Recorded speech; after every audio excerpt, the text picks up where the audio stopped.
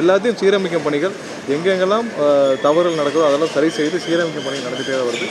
நேற்று முற்றிலும் அதுக்கு ஒரு 4 நாளுக்கு முன்னாடி இருந்த சூழ்நிலையில் அனைத்தும் அந்த எங்கெங்கெல்லாம் இப்போ பிரச்சனை ஃபியூஸ் ஆஃப்னாலேயோ இல்லை மற்ற ஜம்பர் இஷ்யூனாலேயோ இல்லை ஓவர்லோடுனாலே வந்த பிரச்சனைகள்லாம் சரி செய்யப்பட்டு சீரமைக்கப்பட்டு வந்துட்டே இருக்கு. இல்லை, கண்டிப்பாக எடுக்கப்படும். எங்கெங்கெல்லாம் ஊழல் நடந்தோ அதுக்கான நடவடிக்கைகள் கண்டிப்பாக எடுக்கப்படும். எங்கெங்கே என்னென்ன பிரச்சனைகள் சொல்லி இல்லைன்னா ஐடென்டிஃபை பண்ணுற பணிகள் இருக்குது. ஏற்கனவே டிரான்ஸ்ஃபார்மர் ஊழல் சிபிஐட்ட ஹேண்ட் ஓவர் பண்ணியிருக்கு. அனைத்தையும் ஹேண்ட் ஓவர் பண்ண பணிகளும் நடைபெற்று வருது. எங்கெங்கெல்லாம் தவறு நடந்திருக்கோ, ஊழல் நடந்திருக்கோ, யாரும் தவறு செய்தார்களோ அவர் மீது நடவடிக்கை எடுக்கப்பட்டு தான் வந்துட்டுருக்கு. கண்டிப்பாக நடவடிக்கைகள் இருக்கும். ஏன்னா மக்களுடைய பணத்தையும் மக்களுக்கான இருக்கும் நிறுவனத்தின் மீதும் யாரும் தவறு செய்ததோ அதுக்கான நடவடிக்கை சட்டப்பூர்வ நடவடிக்கை ஆட்டோமேட்டிக்காக எடுக்க தான் செய்யும்.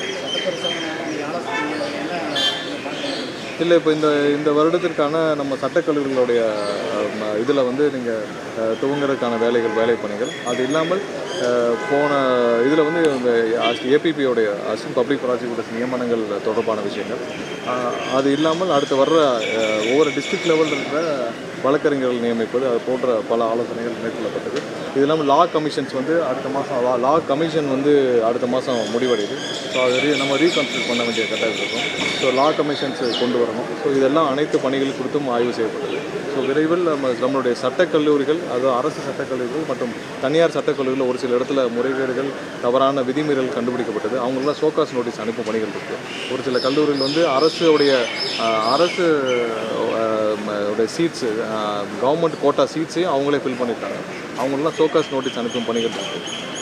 அரசு கல்லூரிகளில் தேவையான வசதிகளை செய்து கொடுக்கறதுக்கான ஆய்வுகள் இன்றைக்கி நடைபெற்றுச்சு. கண்டிப்பாக சீரமைக்க பணிகளை நடைபெற்று முழு வீச்சில் மாணவர்களுக்கு தேவையான அனைத்து வசதியும் செய்து கொடுக்கும் பணிகளில் முடக்கி வைக்கப்பட்டுள்ளது. கண்டிப்பாக திருப்பவனத்துக்கு முதலாவதாக என்னென்னா அங்கே இருக்கிற கழிவுநீர் கால்வாய்கள் பணிகள் தான் முதலாவதாக. அது போக எங்கெங்கெல்லாம் சின்ன அவங்களுடைய குறைகள் சொல்லியிருந்தாங்களோ அதையெல்லாம் கணக்கிட்டு அங்கே நிவர்த்தி செய்யும் பணிகள் நடைபெற்றது. முதலாவதாக மதுரை முழுவதும் என்னென்னா நமக்கு கழிவுநீர் கால்வாய்கள் திட்டங்கள் சரியாக இல்லை.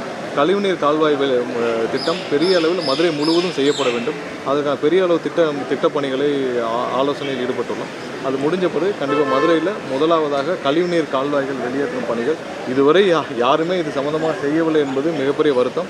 கழிவுநீர் கால்வாய் மதுரை முழுவதும் சீரமைக்கப்பட வேண்டும். அதுக்கு பெரிய அளவில் ஒரு திட்டம் செயல்படுத்தப்பட வேண்டும். அதற்கான ஆலோசனைகள் ஈடுபட்டுள்ளோம். அது முடிஞ்ச பிறகு தான் மற்ற பணிகள் அனைத்தும் நிறைவேற்றப்படும்.